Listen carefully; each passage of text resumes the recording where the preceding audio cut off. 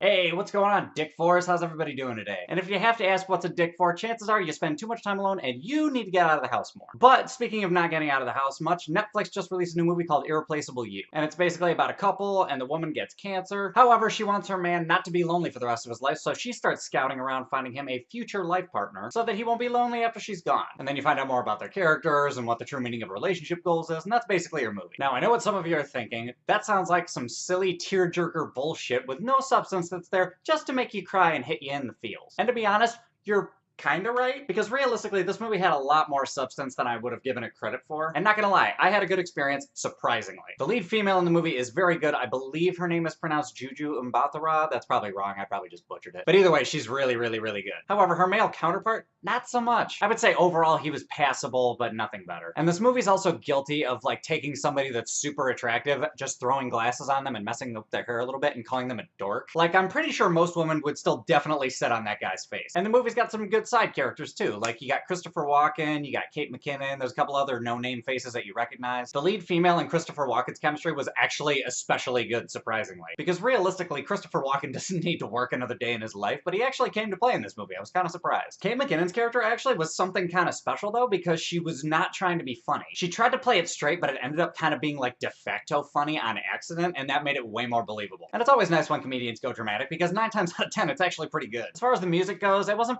anything super special, except for towards the end of the movie. And I also thought the third act of the movie was pretty strong. And I thought it was a decently directed movie. Like, there were some pretty cool shots of New York just kind of like in the background. But it also wasn't too distracting for whatever conversation was going on between characters, so that was good. And there's a male nurse who the main female talks to, and I thought that dynamic was good. And I thought the movie was actually surprisingly well written, because this movie had an utter amount of potential to be awful. Like, the premise I just gave you sounds really tacky, cheesy, and just completely fantastical, right? Well, wrong, because this movie, for some reason, made everything a lot more relatable.